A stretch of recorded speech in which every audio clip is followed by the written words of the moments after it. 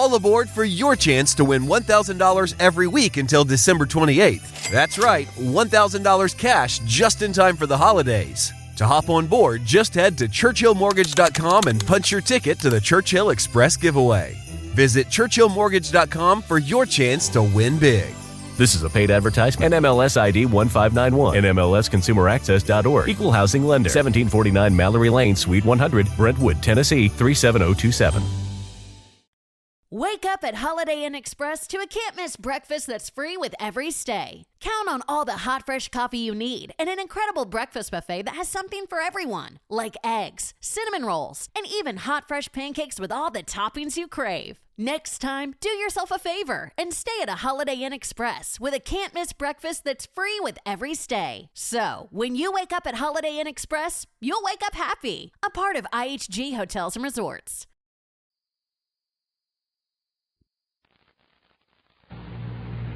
Kate Smith Hour.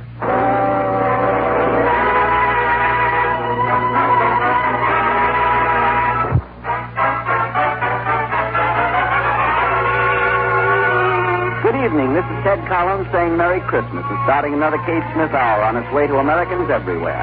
Tied up with holly and red ribbons to be opened under your Christmas tree tonight comes our annual Yuletide show divided into packages as follows. The Aldrich Family, comedian Jackie Gleason, Jack Miller and the boys. Now your hostess, Kate Smith.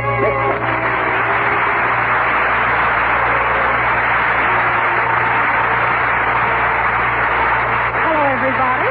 We open our first Christmas package to find Kate Smith singing When My Ship Comes In.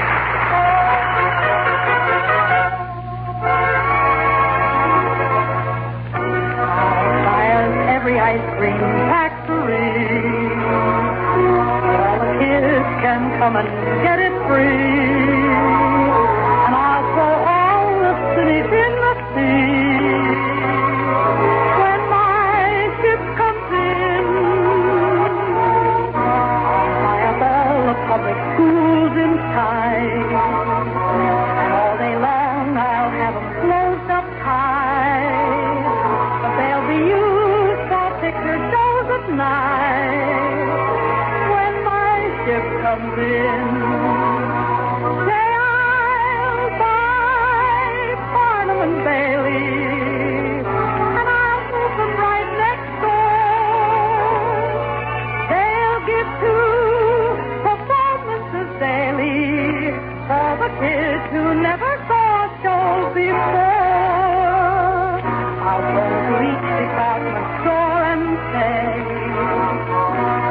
"Dear Santa Claus, and I'll tell him that we'll have Christmas every day when my ship comes in."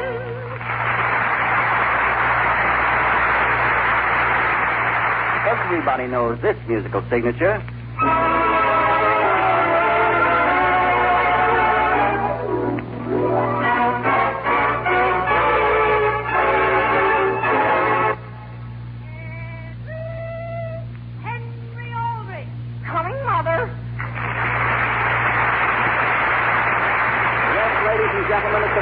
Aldrich Family is written by Clifford Goldsmith with Dick Jones as Henry Aldrich and Jackie Kelk as Homer Brown. Mr. and Mrs. Aldrich are Catherine Roth and House Jameson.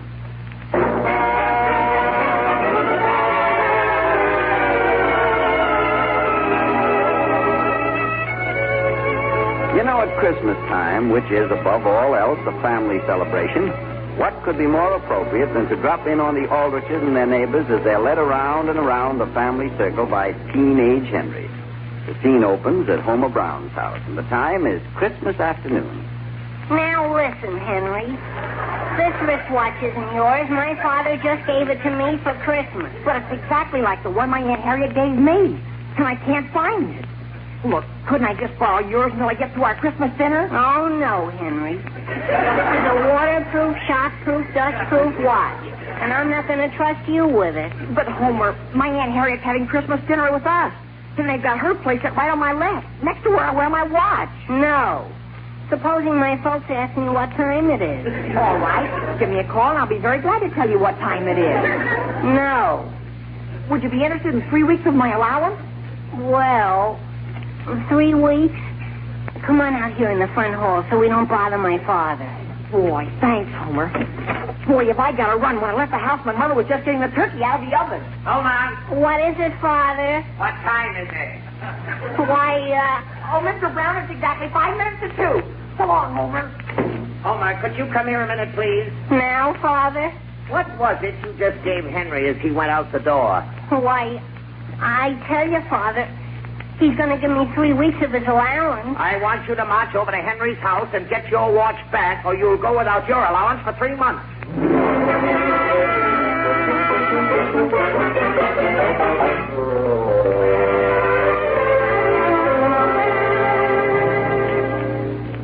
Sam, ask Harriet whether she won't have another piece of turkey. More turkey, Harriet?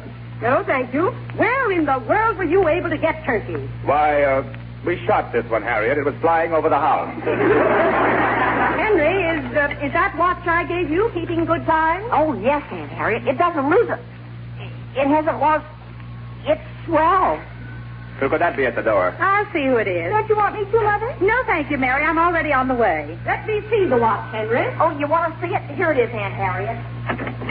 Hello there, Homer Brown. How you doing, Mrs. Aldrich? Could I speak to Henry a minute? I'm sorry, but Henry's at dinner. But gee, Mrs. Aldrich, my father says I have to see him. Homer, Henry will be busy all afternoon entertaining his Aunt Harriet. But Mrs. Homer, Aldrich... I'm quite sure anything you have to say can wait until morning. Goodbye, dear, and Merry Christmas.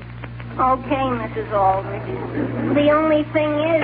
Alice, who is it? Homer Brown, Sam. He never comes over here except when we're eating. Who doesn't, Mother? Homer. Apparently, he has no idea whatever of the time. Oh, Homer? Homer Brown? What's the matter with him? Nothing. Nothing. I'll clear the table, Mother. Mary, you help get the dinner. I'm sure Henry would be glad to clear the table. Oh, yes, Mother. Gee, considering all the swell Christmas presents I got, the least I can do. Put everything on the big kitchen table. Yes, Mother. Hey, Henry. Hey, Henry. Gee, who's that? It's me. Homer, where are you? I'm here behind the refrigerator. Henry, I've got to have my watch. Listen, Homer, you gotta get out of here. But, Henry, Quiet, Homer. My folks will hear you. Henry? Oh, boy. Yes, Mother? Get out, Homer. I've got to go back there. I'm going to wait right here, Henry, till I get my watch. No, Homer. Henry! I was just fixing the dishes carefully, Father. Here I come. Was there something you wanted? I'll take the rest of the things out there if you're going to take that long with each trip. Wait, Mother, I'll take everything in one load. Now, please sit and visit with your Aunt Harriet. You know, I think I'll go up and lie down. What's the matter with you? Why, to tell you the truth, Father, I think I have a fever. Henry, what are you doing? I'm tired. What do you think I found in the kitchen? Listen, Mother, let me explain. I left the burner on under a brand new pan. You did? Is that all?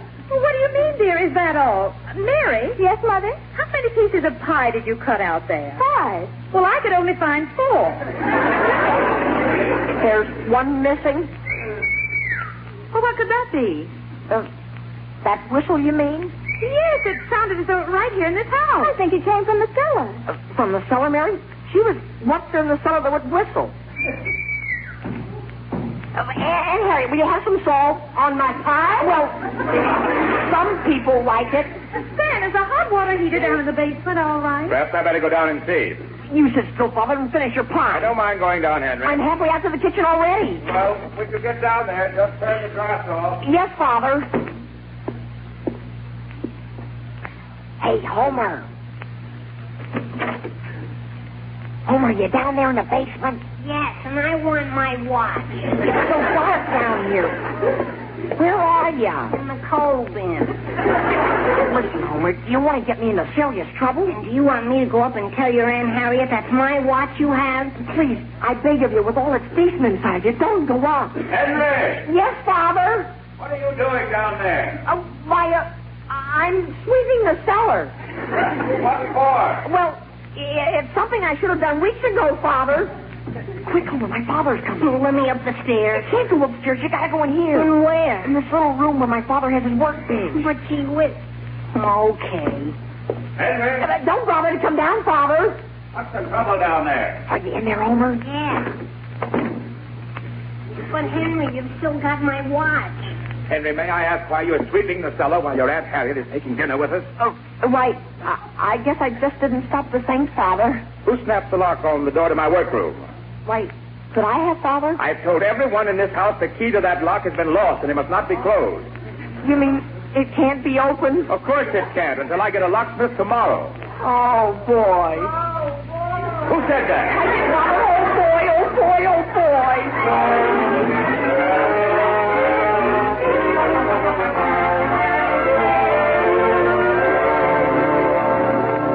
Henry, draw a card. What? Oh, a card, Aunt Harriet? Either you're going to play gin rummy with me or you're going to stare at the wall, but I want to know which. Yes, Aunt Harriet. I'll draw one. Henry, do you know anything about Homer Brown? Homer? Mr. Brown just phoned again. Homer hasn't been home all afternoon. Is that right? The way this younger generation stays out nowadays. Henry, draw that card. Oh, yes. Sam, is that someone sawing wood? Sawing wood, Alice. Well. Thought I heard a saw. Henry, you haven't discarded. Oh, no. Well. What do you mean, well? Keep quiet. I thought I heard that sawing again. It sounded as though it was in the basement. Would anyone like to hear me play the piano? Henry, we would like to figure out where that sawing is coming from. Oh, excuse me. Now then, let's listen. Well, You wait. who could that be? Sam, you didn't invite anybody over to spend Christmas Day with us, did you? Not that I remember. I'm going down cellar and see what that is. Who is it, Alice? I don't know, dear, and I won't know until I open this door. Hello, Mrs. Aldrich. Homer! Mother, is that Homer? Henry, I want to talk to you in private. Homer, what on earth do you have on your clothes? Oh, that's just a little coal dust and sawdust. And if you don't mind, I'll go into the living room and wait till Henry's through. Who's coming in here? I am. I've always wanted to learn how to play gin rummy. Now I can. Now listen, Homer. Well, if you want to learn from me, young man, you're too late. I'm going home. You are, Aunt Harriet? You really have to? Boy, that's swell. I mean... Henry, I won't see your watch. Wait, it's exactly 8 minutes after 5. Take it off. I want to look at it. Off. Henry, are you taking it off? Henry, how would you like to have me take this watch down to the jeweler's and have your monogram put on it? Whose monogram, Henry? Yours? Oh, I don't think you'd like that. How do you know he wouldn't? No, Aunt Harriet, gee whiz. Supposing Henry wanted to change his name sometime. To what, for instance? Oh, where did I put my pocketbook? But, Aunt Harriet, I look ridiculous. Henry, having your initials put on there won't make you look ridiculous. No, but it will me. Young man, you aren't jealous of Henry, are you? Oh, no. Why should I be jealous? My goodness, that's strange. Well... Oh, what's the matter, Aunt Harriet? I put your watch down on this table while I opened my pocketbook, and now it's gone. It is. So long, Henry. I'm going home. Homer, wait a second. You can't go now. Bye, Henry. Henry, come back here and help me find your watch. That's the oddest thing I've ever seen. What is, Sam? When I was just down in the basement, I tried the door of my workroom, and the entire board the lock was fastened to came right off in my hand. It did, Father? It did. Well, gee whiz, do you suppose it could have been termites? Henry, get down here under the table and look for your watch. Yes, Aunt Harriet. Henry Aldrich, I was just up in the bathroom, and what do you think? What, Mary? I found your brand new watch Aunt Harriet gave you up there. What's that? You couldn't have, Mary. I haven't even been up there. But Aunt Harriet, it's right here. Can you imagine that? Did I leave it? Well, of course, maybe. I'm just losing my mind. Mary, may I have that watch 1 minute? Yes, Father. Henry, I'm a little embarrassed to have you show Aunt Harriet how careless you are with a delicate, expensive present such as this. Catch it, somebody! Sam Aldrich, what did you drop it for? Oh, boy. Well, and look at it. Oh, you don't have to be embarrassed, Father. See, the last watch I got for Christmas only lasted till noon.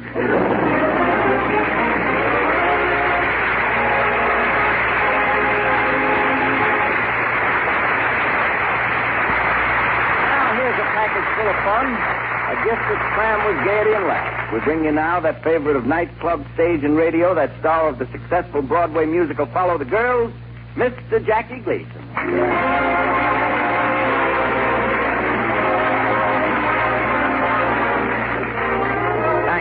Thank you, and thank you, Ted. Well, Jackie... At this time, I would like to do 100 or 200 amazing impersonations. This is a request by someone who I have to request. My first impression will be that of a scene from Charles Lawton's Mutiny on the Bounty. Christian! Come down here, I said! Did you hear me, Christian? I said come down! Ah, come on, Christian, come on.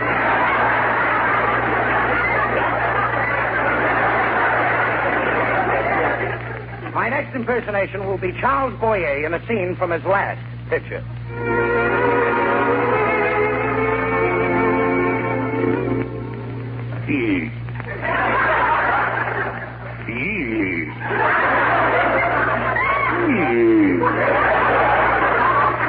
He does that. He's sexy.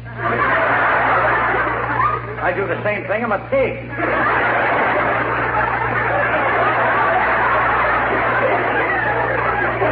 My next will be a scene from Casablanca with Humphrey Gocart and Norma Schmirrer, where Peter Lorre asks for the information. Peter Lorre.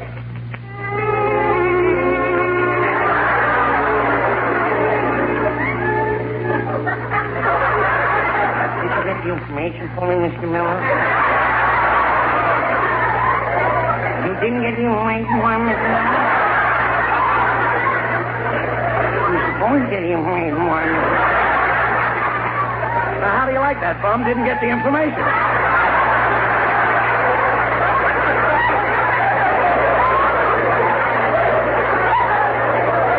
My next startling impersonation will be that of the man of many sides, the great Stazola Jimmy Durante. Let me hear some music, Mr. Miller. Eat. Get it. I didn't get it. What a tune. What a melody. Stop the music, Mr. Miller.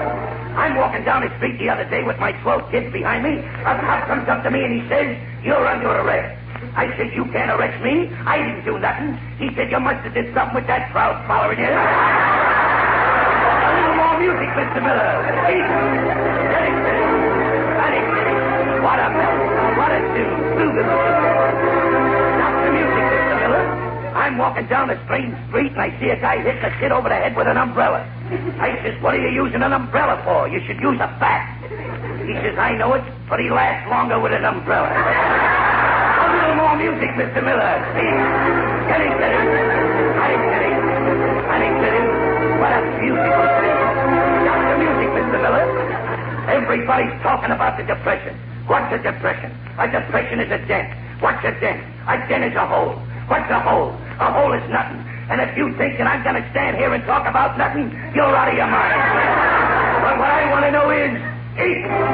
Get it. Take me home to the forest. What a...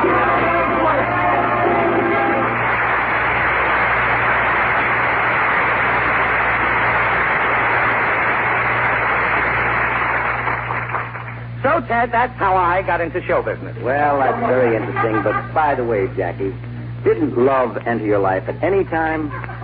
Love? Love. Ted, I wish you hadn't have mentioned that.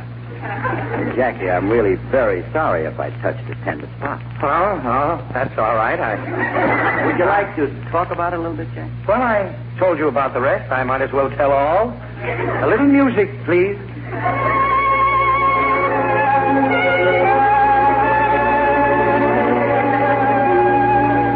It was in the cocktail lounge of Park Avenue's most fashionable restaurant. There she was, standing in the corner. Her lights were on.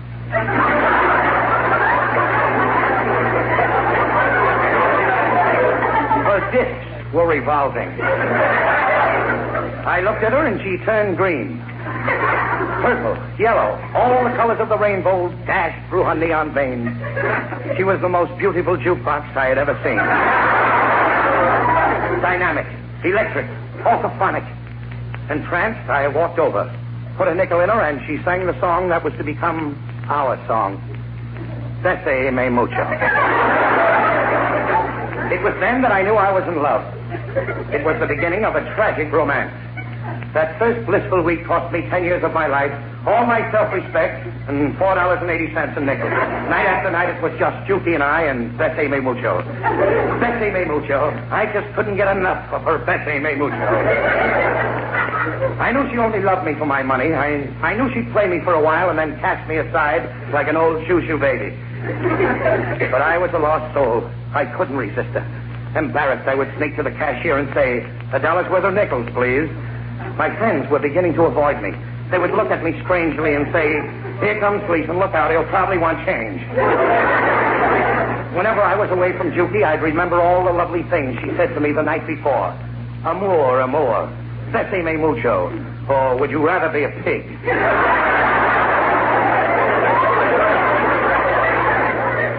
And that tender mad night when she had the hiccups and kept singing, it had to be you, it had to be you, it had to be you. Then, one night I walked in, and there she was with another man. He said he was the repairman. Repairman, huh?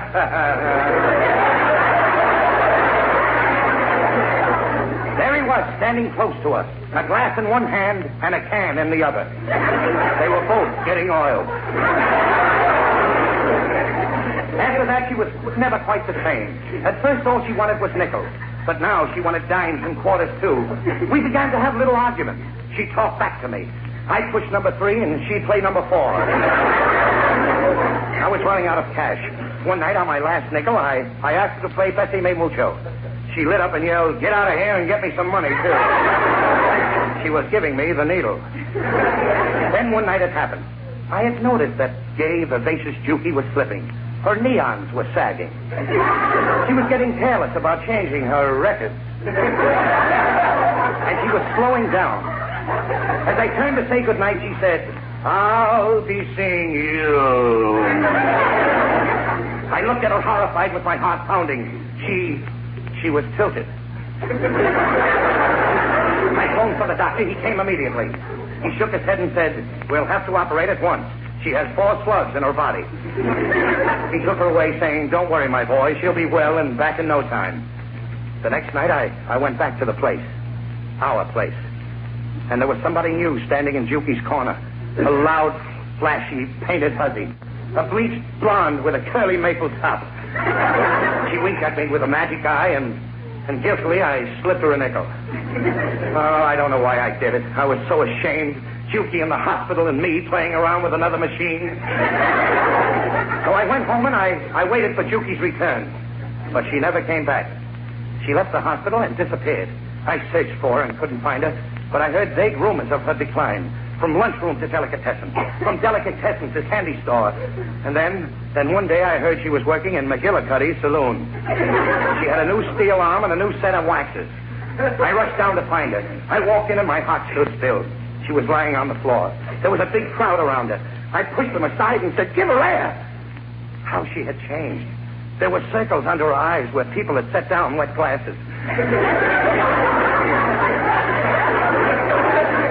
She had lost all her color on one side, and she had blown a fuse. There she was. There she was on the barroom floor. I picked her up in my arms. I put a nickel in her. Nothing happened. I put another nickel in. Nothing happened. I shook her. Speak to me, I cried. Speak to me. Her lights had gone out. She was just an empty shell.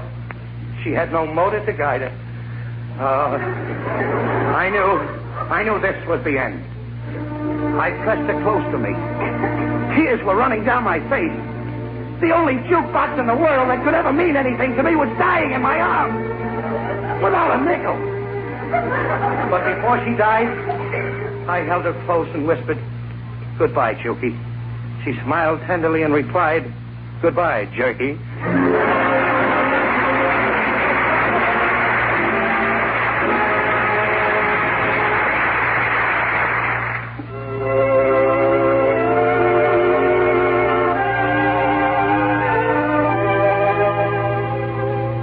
Christmas Eve in America, a holy night sacred to the memory of a Madonna and the words that have been inscribed about her. And she brought forth her firstborn son and laid him in a manger because there was no room for them in the inn.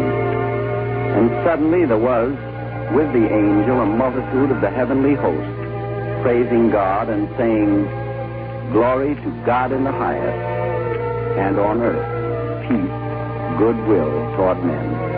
A sacred night, and a song sacred to the memory of that Madonna. Kate Smith sings, Ave Maria.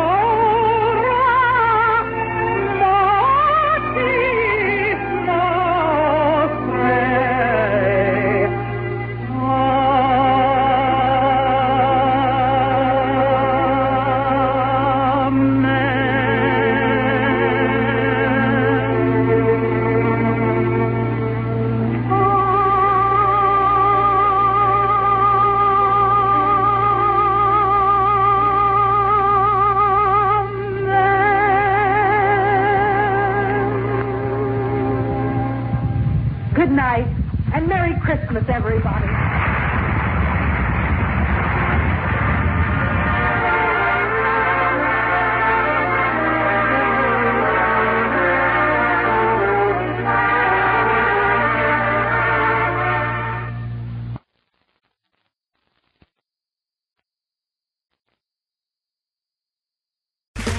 Okay, round two. Name something that's not boring.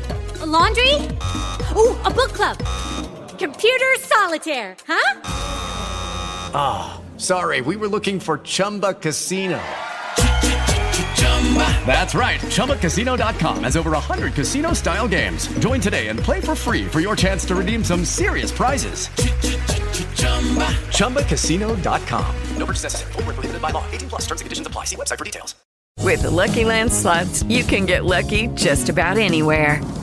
This is your captain speaking. We've got clear runway and the weather's fine, but we're just going to circle up here a while and get lucky. No, nothing like that. It's just these cash prizes add up quick. So I suggest you sit back, keep your tray table upright, and start getting lucky.